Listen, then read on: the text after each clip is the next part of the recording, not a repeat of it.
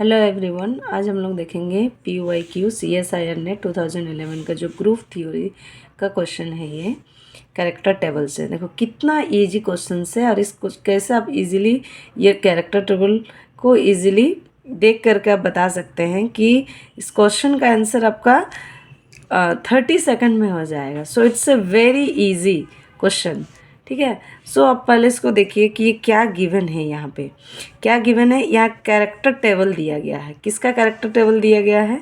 C3V का character table दिया गया है। और इसमें पूछा क्या गया है? पूछा गया है कि find which of the flowing transition is forbidden.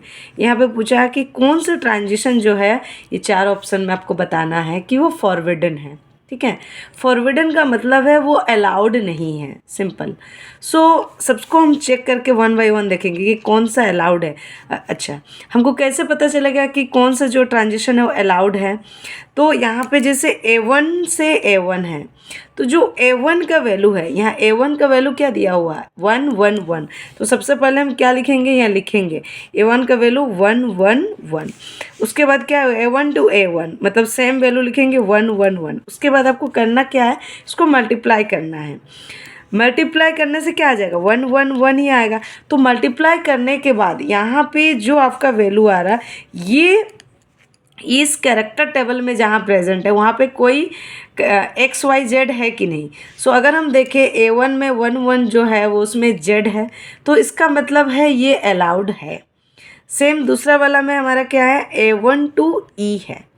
So A1 to E का मतलब यहाँ पे भी वही करेंगे, हम दोनों का वैल्यू लिखेंगे। A1 में हमारा क्या क्या प्रेजेंट है? 1 1 1 प्रेजेंट है।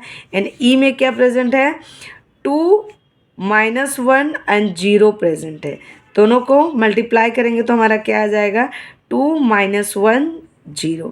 तो अगर हम देखें 2 -1 0 ये कहाँ पे है? हमारा E में 2 -1 0, और यहाँ पे भी हमारा लाइज कर रहा है XY। इसका मतलब ये भी हमारा क्या है?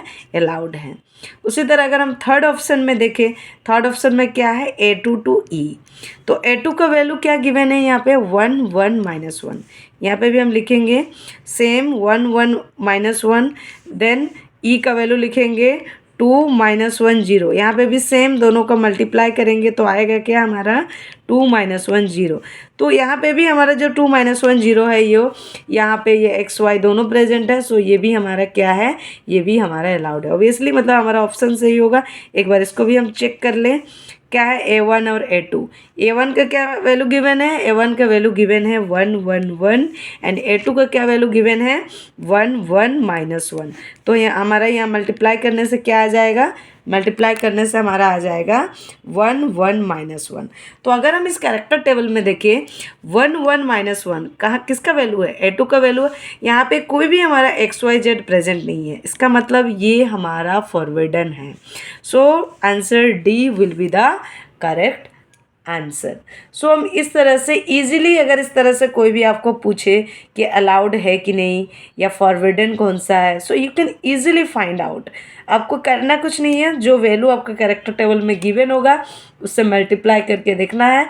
मल्टीप्लाई करने के बाद जो वैल्यू आएगा उसमें XYZ लाइज कर रहा है कि नहीं। अगर XYZ लाइज कर रहा है इसका मतलब है कि वो अलाउड है। अगर XYZ लाइज नहीं कर रहा है इसका मतलब वो फॉरबिडन है। सो इन दिस वे आप इजीली जो है, आप इस टाइप के क्वेश्चन अगर आपको आता तो you can solve easily. Thank you.